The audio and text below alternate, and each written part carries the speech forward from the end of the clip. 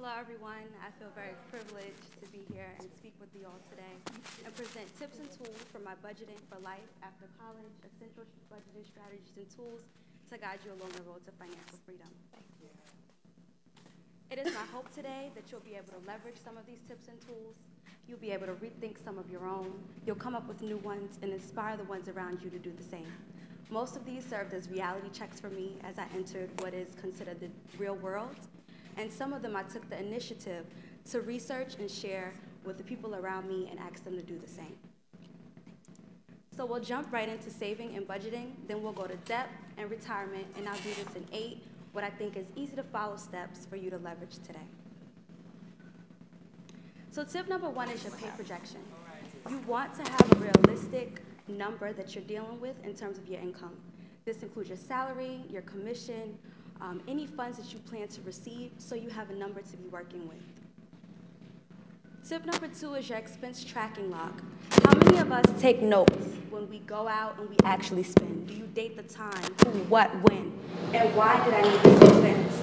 I challenge you to go out and when you spend, actually take notes on what that expense is and why you made that purchase. That way you'll be able to see what common categories there are and see if there are any that you can eliminate. That leads us to your forecasting your budget. That projected pay that you're dealing with and your expense categories, you want to take percentages and allot them to the different expense categories so you have a number to hold yourself tangible every month. For example, if I have $2,500 of monthly income, I know that I have $750 to allot towards housing each month. You want to hold yourself accountable. That way you know where the rest of your money is going.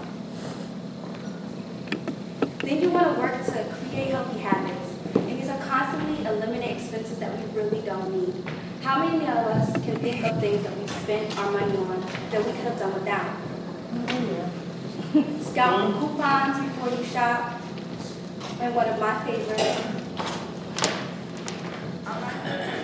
I'm sorry about that. I thought you all could hear me. Number 4 is create healthy habits. This is running a tighter ship. Think of ways that you can eliminate expenses. Next, I'll step into debt, credit cards, and financial aid. Make more than the minimum payment on your bill with the highest interest rate and make minimum payments on everything else. And I want to illustrate an example of why it's important to pay more than the minimum on your debt bills. In this example, you have 3 individuals with a $4,000 credit balance. One pays the minimum balance, and it costs them over $2,000 to borrow $4,000 worth of credit. It takes them over 7 years to do so, and as you can see in the last example, this person borrows the same $4,000, and it only takes them 2 years to pay back their debt, and they borrowed the same amount for only $584 worth of interest. You want to be the person that's all the way to the left who pays the littlest and takes the shortest amount of time to pay back their debt for the same amount.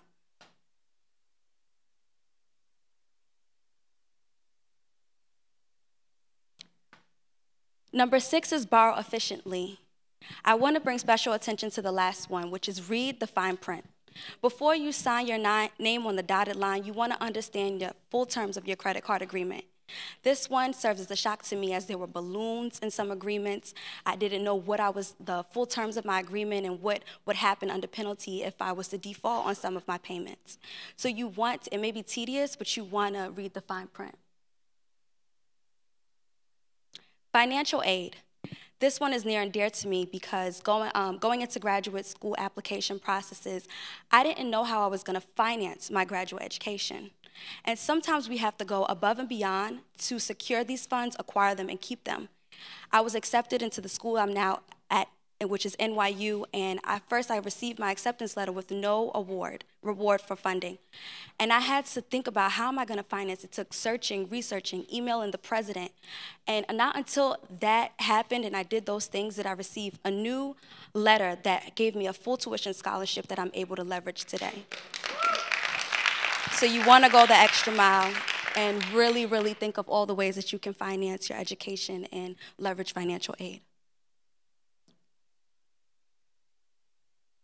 Lastly, I want to talk about retirement and give you a quick statistic. In 2014, 30% of private workers who had access to a defined contribution plan, such as a 401k, did not participate. It is important to think about retirement saving and leveraging these tools such as investment retirement accounts sooner than later. And in this example, we have early Aaron and late Lucy. Aaron begins at age 23. He invests for 10 years. So when he has this lump sum of $20,000 at age 33, he has over $30,000 when he accrues interest. However, he stops at age 33, but that lump sum accrues interest all the way till his age 65. And when he turns 65, he has close to $500,000 in his retirement account. Whereas late Lucy starts at age 35, she contributes all the way until age 65, and she has $60,000 in this account to accrue interest. When she retires at age 65, she only has $272,615, which doesn't really compare to Aaron's, who hadn't been investing in this account or contributing to this account since he was age 33. So it pays more to start earlier and let that money accrue interest due to the time value of money received today is worth more in the future. So it's more valuable to get started sooner than later. Tip number 8 and the last is just continue to increase your ways of making saving a priority. My favorite is pay yourself first. Whether this is you setting a money envelope, if when you get paid, you have a deposit account that's going to deduct funds automatically. However you find ways to pay yourself when you pay others and pay your bills, you want to make it a priority to make sure that you receive some of that money that you're taking in for your future loved ones, for yourself, for your family, whatever reasons you have, you want to pay yourself first. So now what? I ask that you leverage one of these tips, if not all of them. You think of the ones that you're using today in 2017, and you revamp them, you inspire others, you share them with everyone that you know so you can be more financially literate and sound and free than you already are today. I'm your financial literacy advocate, and it's been a pleasure to speak with you all. Thank you.